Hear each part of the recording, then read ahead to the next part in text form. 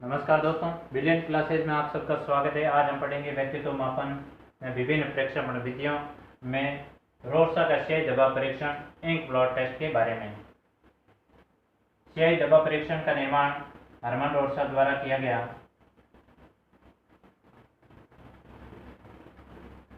स्याही दबाव परीक्षण का निर्माण किसके द्वारा किया गया? तो हरमन रोर्सा द्वारा। हरमन रोर्सा कहाँ के थे? हरमन रोर्सा स्विट्जरलैंड के थे। रोर्सा का स्याही दबाव परीक्षण का निर्माण कब किया गया? 1921 में। 1921 में रोर्सा का स्याही दबाव परीक्षण का निर्माण हरमन रोर्सा द्वारा किया गया, जो स्विट्जरलैंड के थे। इस परीक्षण में स्याही दबाव के कितने कार्ड होते हैं? तो इस परीक्षण के अंदर स्याही दबाव के 10 कार्ड होते हैं। 10 कार्ड किस प्रकार के होते हैं? तो 5 पूर्णतः काले, 2 काले व लाल और शेष 3 अनेक रंग के होते हैं।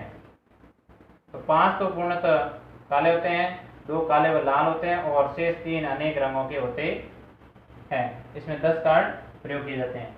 ये 10 कार्ड छात्र के सामने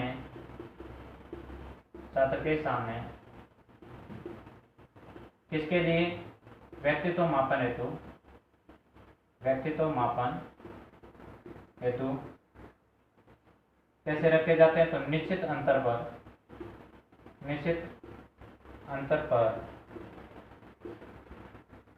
एक एक करके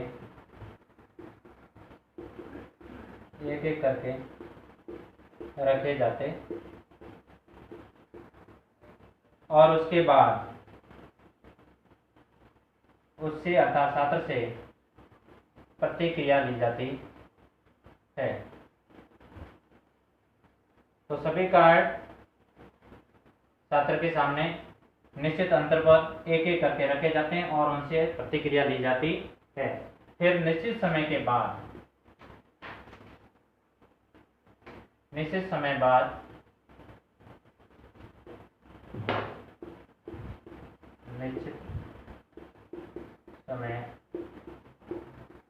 बाद कार्ड पुनः छात्र के सामने प्रस्तुत किए जाते हैं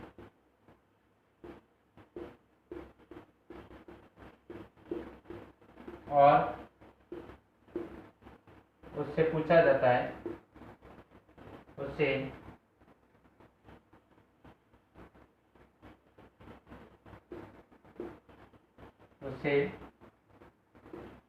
पहली बार देखा उसका स्थान पूछा जाता है।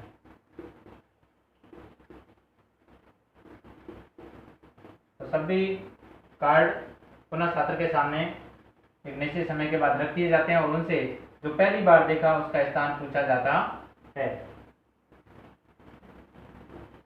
अब पूछा गया कि इस परीक्षण द्वारा छात्र के अर्थात व्यक्ति के किन पक्षों का अध्ययन किया जाता है? तो इस परीक्षण द्वारा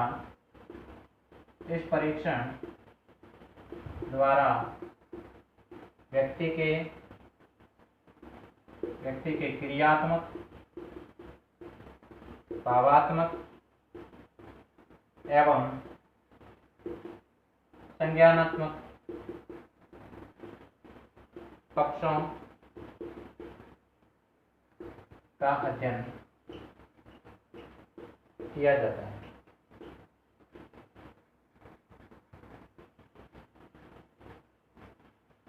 तो हरमन रोर्सा द्वारा निर्मित स्याही दबाव परीक्षण इंक ब्लॉट टेस्ट 1921 में निर्मित किया गया, जो स्विट्जरलैंड के थे। इसमें 10 कार्ड थे, जो 5 तो पूर्णतः काले, 2 काले व लाल और 3 अनेक रंगों के थे।